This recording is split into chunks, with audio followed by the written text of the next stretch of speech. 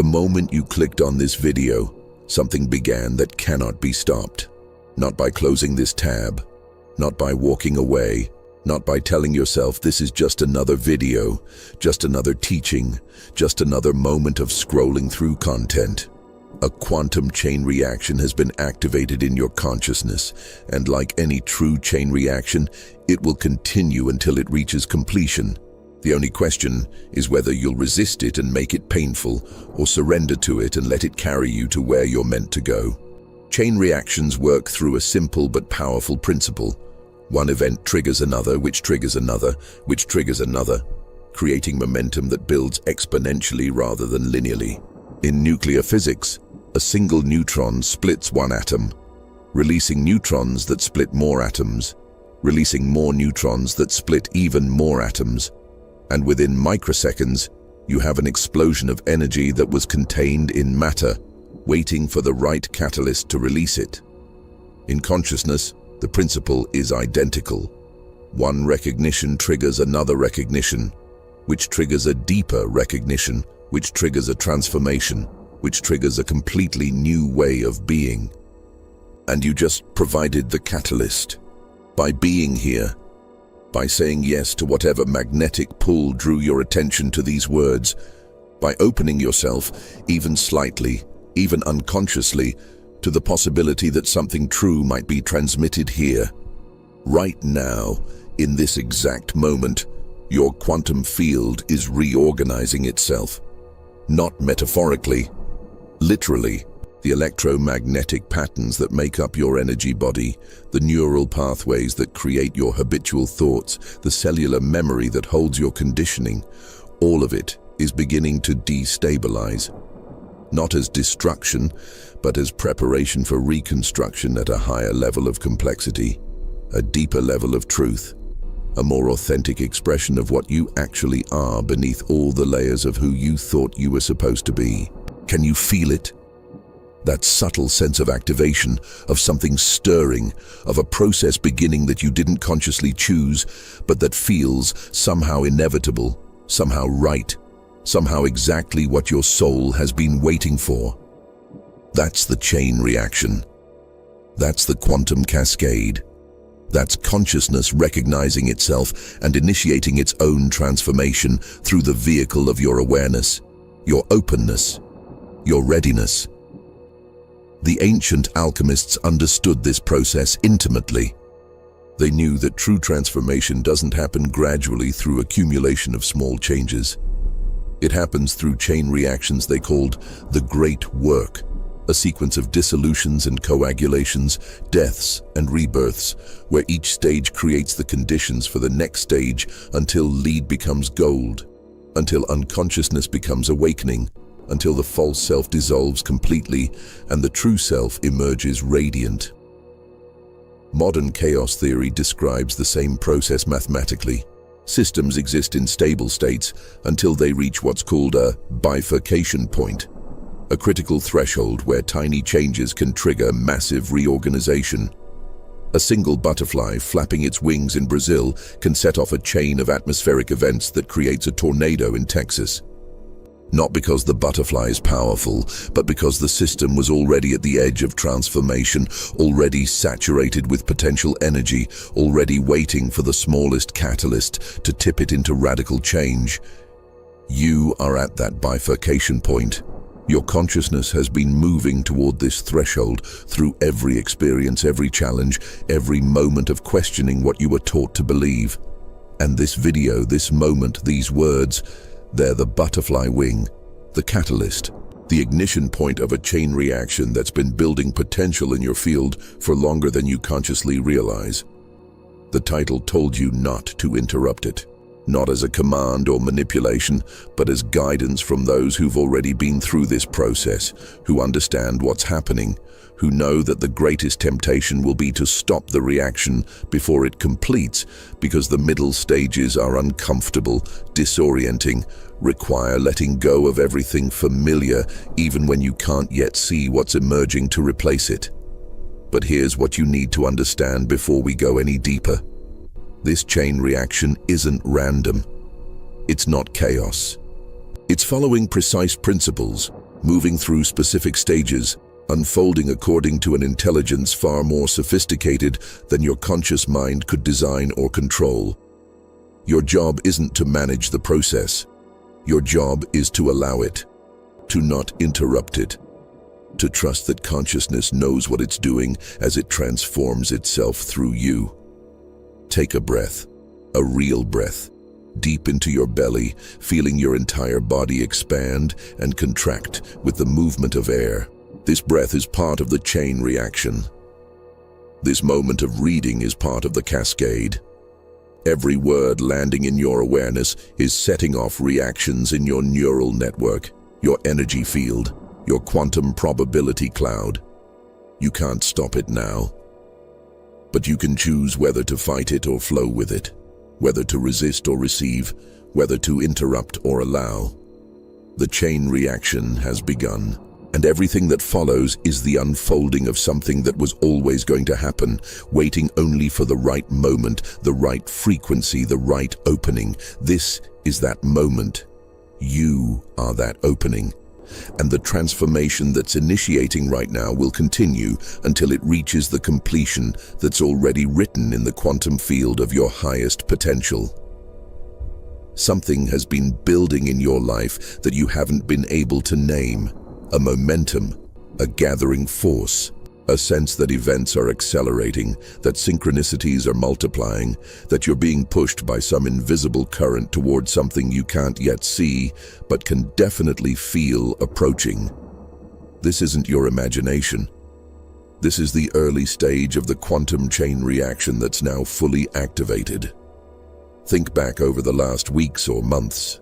Haven't there been moments where reality seemed to be speaking to you in symbols, in signs, in impossible coincidences that felt like messages from a deeper intelligence? You'd think about someone you haven't talked to in years and they'd contact you that same day. You'd need a specific piece of information and it would appear in the next article you read, the next conversation you had, the next video that showed up in your feed. Numbers repeating everywhere you looked. 1111, 333, 555, until you couldn't dismiss them as meaningless anymore. These weren't random events, these were early reactions in the chain, your consciousness touching higher frequencies, and reality responding to those touches with increasing coherence, increasing precision, increasing impossibility.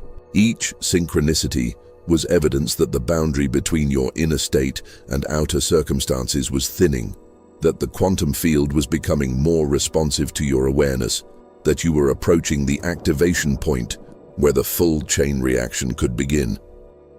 You've also been experiencing what I call the quickening. Time has felt strange lately, hasn't it?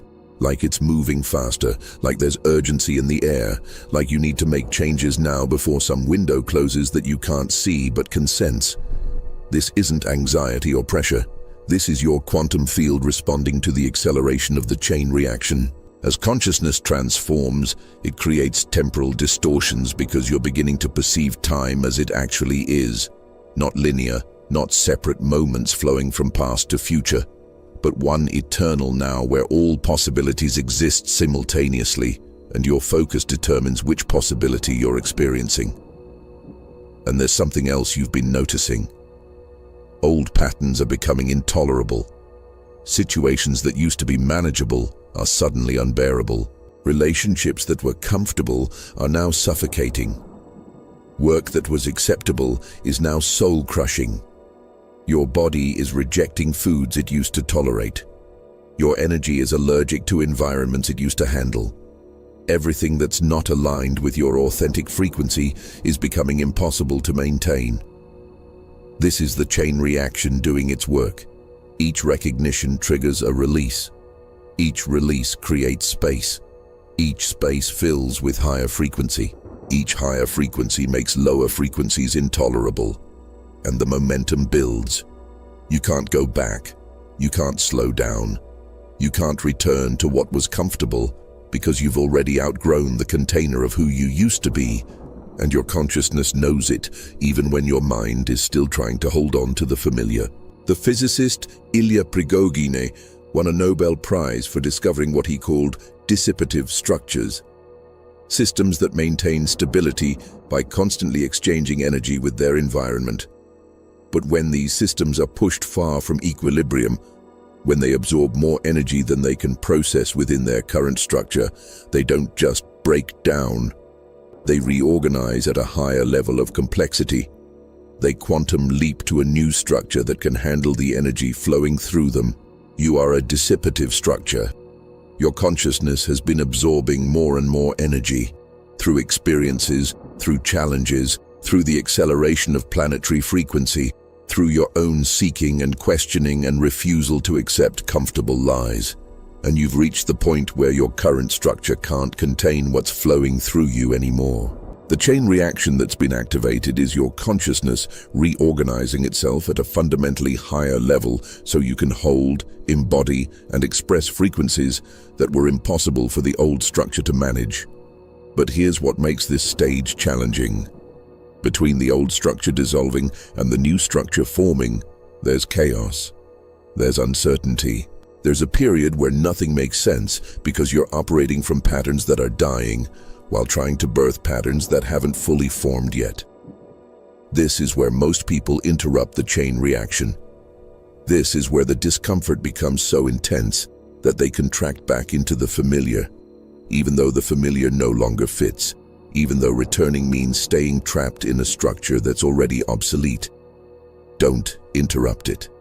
I know it's uncomfortable. I know it's disorienting. I know every cell in your survival system is screaming at you to return to what's known, what's safe, what's predictable.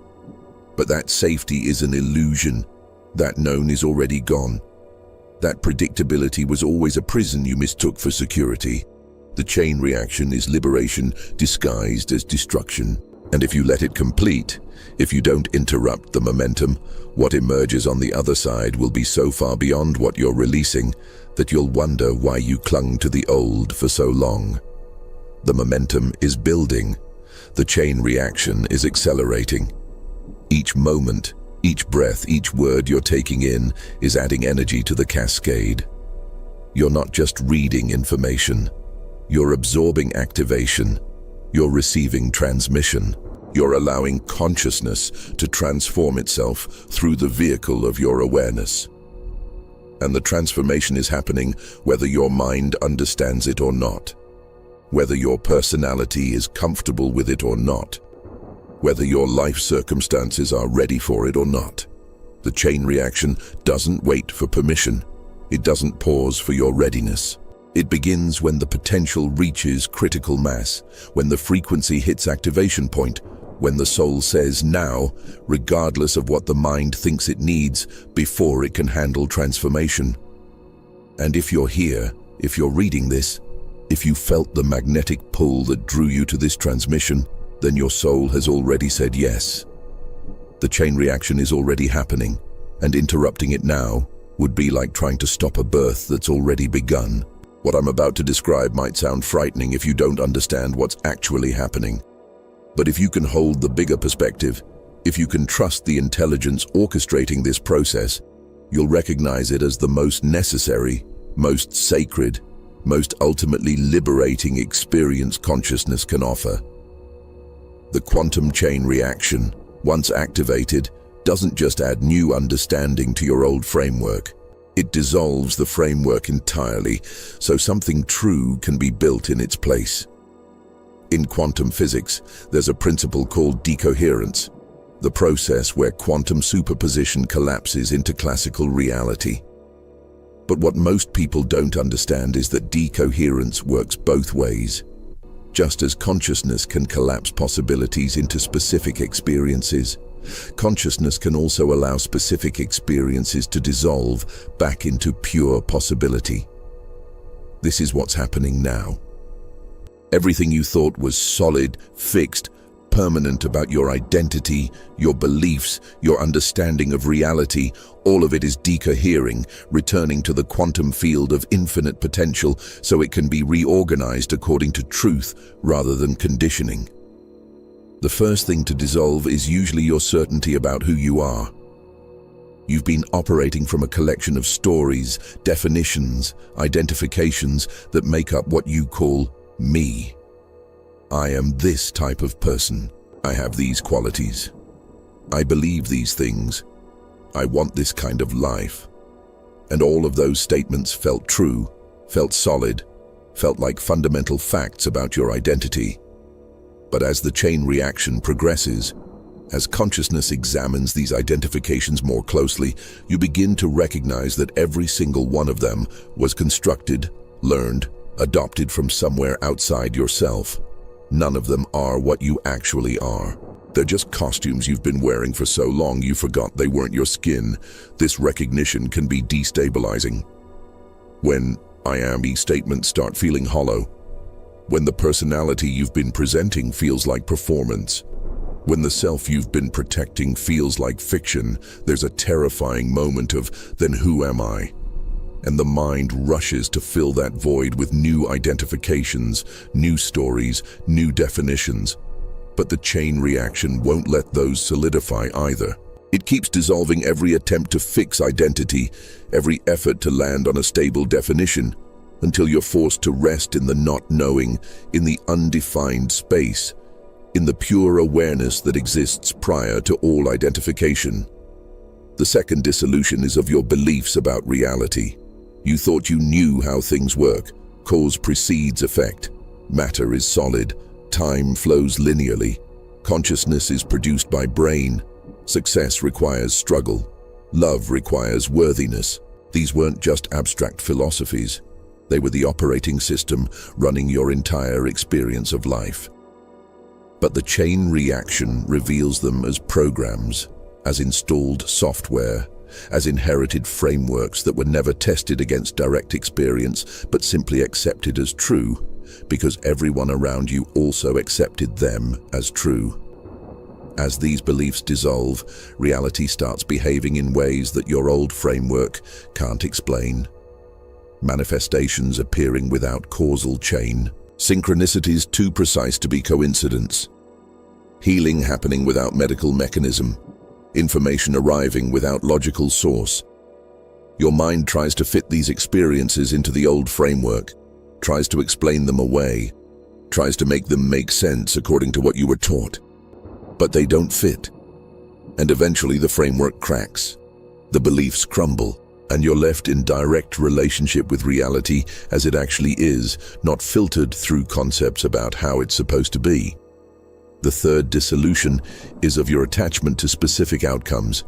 You've been holding visions of how your life should unfold, goals you're trying to achieve, destinations you're trying to reach. And you've been using those visions as motivation, as direction, as proof that your life has meaning and purpose. But the chain reaction reveals something profound.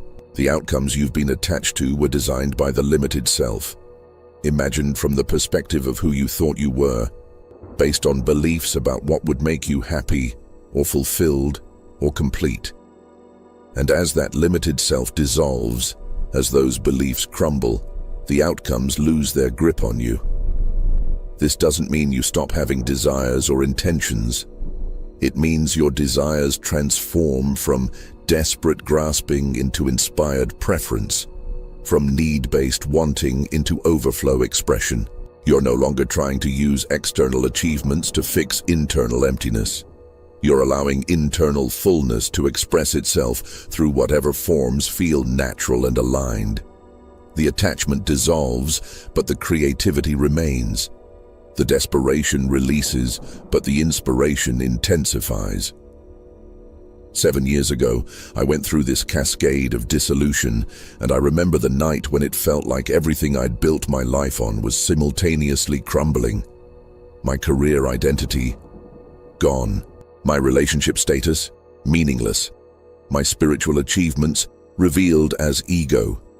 My understanding of awakening, shown to be just more concepts. I was lying in bed, tears streaming down my face, feeling like I was disappearing, like the me I'd spent 35 years constructing was being erased and nothing was appearing to replace it. And then, in that absolute void, in that complete groundlessness, something shifted. I stopped trying to reconstruct. I stopped searching for new ground to stand on. I just let myself be suspended in the not knowing, in the undefined space, in the quantum field of pure potential before it collapses into any specific form. And in that surrender, in that total release of needing to be anyone, or understand anything, or have any certainty about what was real, I touched something that was so obviously true, so undeniably real, so fundamentally me, that I couldn't believe I'd ever forgotten it. I wasn't the person dissolving. I was the awareness in which that dissolution was appearing. I wasn't the stories crumbling. I was the consciousness observing the crumbling with complete peace. I wasn't the identity dying. I was the deathless presence that remains when all temporary identifications release. And that presence, that awareness, that consciousness, it was completely untouched by anything that was dissolving because it was never constructed in the first place. It's what I've always been. What everyone has always been. The one thing that can't dissolve because it's not made of anything. It's what everything is made of. This is where the cascade of dissolution leads. Not to annihilation, but to recognition. Not to losing yourself, but to finding what you actually are beneath the layers of what you thought you were. The chain reaction has to dissolve the false so the true can be revealed. It has to clear away the constructed so the authentic can emerge. It has to destroy the limited so the infinite can be recognized. And if you're feeling any of this dissolution right now, if reading these words is triggering the crumbling of certainties you've held, if your old frameworks are feeling increasingly transparent and inadequate, don't interrupt it. Don't reach for new frameworks to replace the old ones. Don't try to rebuild what's falling away. Let it fall. Let it dissolve. Let it return to the quantum field of pure potential. Because what's waiting on the other side of this dissolution is worth every moment of uncertainty, every instant of not knowing, every second of suspended identity. The cascade is necessary. The dissolution is sacred. And what emerges from the void is what you've been seeking all along. Though you were looking for it in all the wrong places, all the constructed places, all the places that could never contain what you actually are. Here's what nobody tells you about quantum chain reactions in consciousness. The dissolution phase, as intense as it is, isn't the deepest part of the process. The deepest part is what comes after. When everything false has been cleared away, when all the constructed frameworks have crumbled, when you're resting in the undefined space of pure potential, that's when the real magic begins.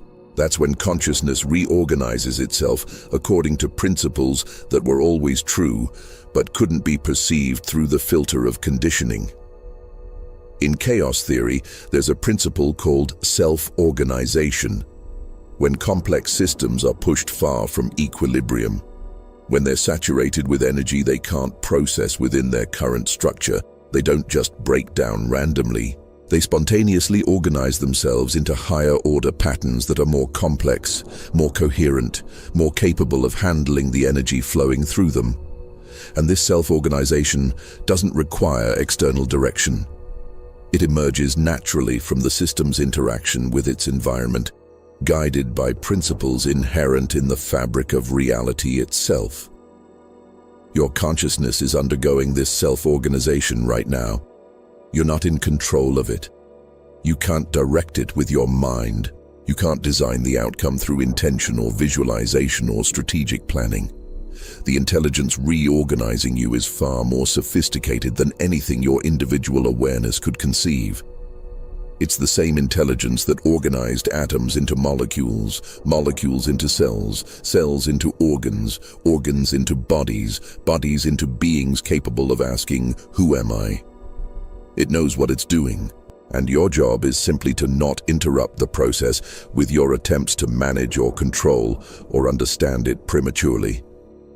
The first principle of quantum reorganization is coherence seeking. As your old patterns dissolve, consciousness naturally moves toward states of greater internal coherence, where your thoughts, emotions, words, and actions align rather than contradict each other. The cognitive dissonance you've been carrying, the internal conflicts you've been managing, the contradictions you've been juggling. All of that is incoherent energy. And incoherence is exhausting.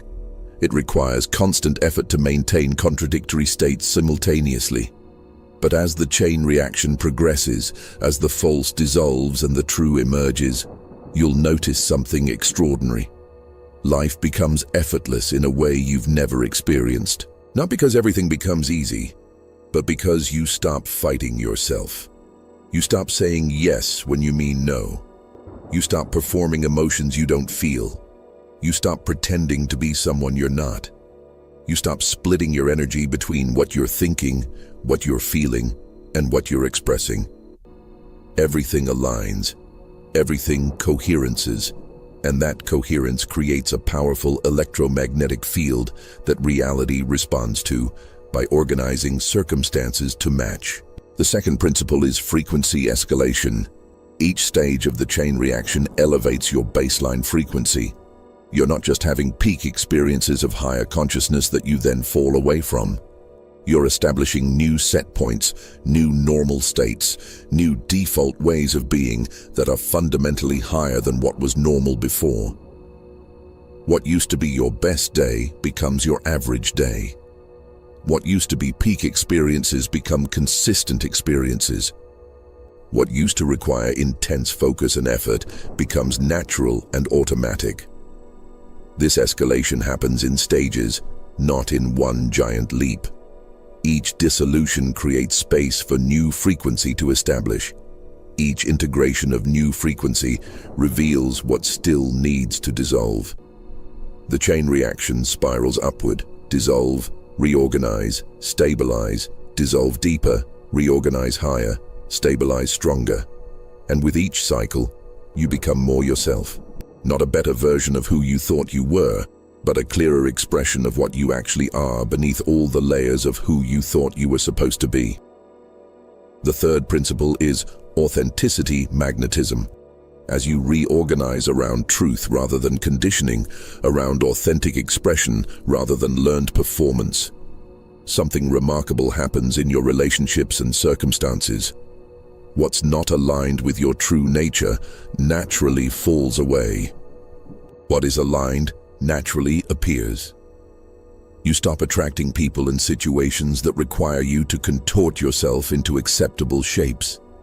You start attracting people and situations that celebrate and support your genuine expression. This isn't because you're trying to manifest different circumstances. It's because your frequency has changed, and frequency determines what you resonate with, what you attract, what appears in your field. The quantum principle of like attracts like isn't about thinking positive thoughts to attract positive experiences. It's about being a particular frequency and naturally drawing toward you the people, opportunities, and circumstances that match that frequency while repelling everything that doesn't. The fourth principle is quantum creativity. As consciousness reorganizes at higher levels of complexity, you gain access to creative capacities that were impossible from lower frequencies. Ideas flow that you couldn't have forced. Solutions appear that you couldn't have figured out. Expressions emerge that you couldn't have planned. This isn't you becoming more creative. This is you removing the blocks that were preventing universal creativity from flowing through you. The reorganization principle means you're not trying to become someone new. You're allowing consciousness to reorganize itself into clearer expression of what it's always been. The chain reaction isn't adding anything to you. It's removing everything that isn't you. So what you actually are can shine without obstruction, can express without limitation, can create without the interference of false programming. And here's what's profound about this stage. Once reorganization reaches a certain point, once the new patterns stabilize at a particular level of coherence, the changes become irreversible. Not because you can't physically return to old behaviors, you can, but because you've seen through them so completely, because you've tasted what authenticity feels like so deeply, because you've experienced coherence so powerfully that choosing incoherence becomes impossible. Not through discipline or willpower, through recognition that what you thought you'd lose by being authentic is nothing compared to what you gain. The reorganization is happening right now, in you, through you, as you, and every moment you don't interrupt it, every breath you allow it to continue, every recognition you receive without immediately trying to understand or control or direct it. All of that supports consciousness reorganizing itself into the highest expression currently available in your evolutionary trajectory. Trust it, allow it, welcome it. This is the chain reaction doing what chain reactions do, building momentum toward inevitable transformation. As the chain reaction progresses through your system, as dissolution gives way to reorganization, as your consciousness stabilizes at higher frequencies, specific signals confirm that genuine transformation is occurring, rather than just conceptual understanding or wishful thinking. These signals are unmistakable once you know what to look for, and recognizing them serves two purposes. It confirms you're on track, and it helps you trust the process when the middle stages get uncomfortable. The first signal is what I call reality plasticity. Physical reality starts feeling less solid, less fixed, less resistant to change. Not in dramatic, impossible ways where objects dematerialize or laws of physics break down, but in subtle, consistent ways where circumstances that would have taken months to shift suddenly shift in days. Obstacles that seemed immovable suddenly dissolve. Doors that were closed suddenly open. People who were unavailable suddenly appear. It's like reality becomes more fluid, more responsive, more malleable to the frequency you're holding. This isn't magical thinking. This is quantum mechanics operating at macroscopic scale. When your consciousness is incoherent, scattered, contradictory, reality responds with incoherent, scattered, contradictory circumstances. But when your consciousness becomes coherent through the chain reaction's reorganization, when your thoughts, emotions, and actions align, when your inner state matches your outer expression, you create electromagnetic coherence that has organizing effects on the quantum field. Reality becomes plastic because you've stopped creating resistance through internal contradiction. The second signal is timeline sensitivity. You begin to sense, almost feel, the different possible futures branching from each choice you make. Not as clear visions or detailed predictions, but as subtle felt sense of trajectory, of momentum, of where different paths lead. When you're about to make a decision aligned with your highest evolution, your body feels open, spacious, energized. When you're about to choose from old programming, your body contracts, tightens, feels heavy. This isn't anxiety or intuition in the ordinary sense. This is your consciousness perceiving multiple timeline branches simultaneously, and your nervous system translating that perception into somatic signals. The quantum many worlds interpretation suggests that every choice creates a branch point where reality splits into parallel timelines, each containing a different outcome. You're not consciously experiencing all these timelines, but the chain reaction is making you increasingly sensitive to them. You're developing what could be called quantum navigation, the ability to feel which timeline leads where and to consciously choose the branch that aligns with your authentic expression rather than automatically following the branch of conditioning and habit. The third signal is synchronicity clustering. This isn't just occasional meaningful coincidences anymore. This is synchronicities happening in clusters, in cascades, in patterns so precise they feel like direct communication from a deeper intelligence. You think about someone and they text you within minutes. You need specific information and it appears in 3 different sources within hours. You wonder about something and the next conversation you have addresses exactly that question. The universe isn't trying to prove anything to you. The universe is showing you that the boundary between your consciousness and what appears as external reality is dissolving, that you're becoming sensitive to the unified field where everything is connected, where thought and circumstance aren't separate, but are aspects of one continuous process. The fourth signal is what I call emotional sovereignty emergence. Other people's states, chaotic environments, difficult circumstances, none of it automatically pulls you into reactivity anymore. Not because you're suppressing or avoiding or spiritually bypassing, but because your frequency has stabilized at a level where you're generating your state from within rather than having it determined by external conditions. You can be in the middle of chaos and remain in peace. You can witness suffering without drowning in it. You can engage with challenge without being overwhelmed by it. This is evidence that the chain reaction has reorganized your nervous system to operate from quantum consciousness rather than survival consciousness. The fifth signal is recognition magnetism. People start recognizing something in you that they can't name but definitely respond to. They feel calmer around you, they open up more easily, they share things they normally wouldn't share. They sense you're safe, you're present, you're not judging even though they can't articulate how they know that. What they're responding to isn't anything you're doing or trying to project. It's the coherent frequency field generated by consciousness that's undergone quantum reorganization. That field has influence on other fields. Coherence creates coherence. Peace generates peace. Presence invites presence.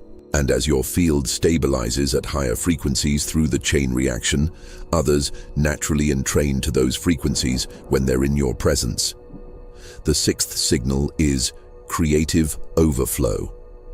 Ideas, insights, expressions, solutions, they start flowing through you faster than you can capture them all.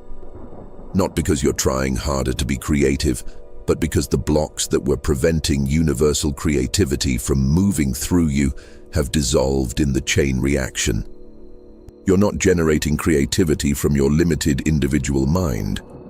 You're allowing infinite creativity to express itself through the particular filter of your consciousness, your experiences, your unique way of perceiving and articulating reality.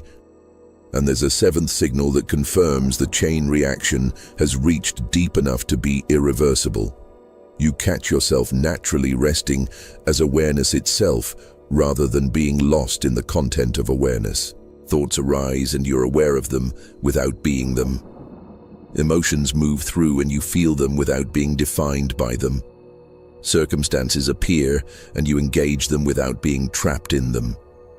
This isn't a practice you're doing. It's what's naturally happening as consciousness recognizes its own nature through the transformation process.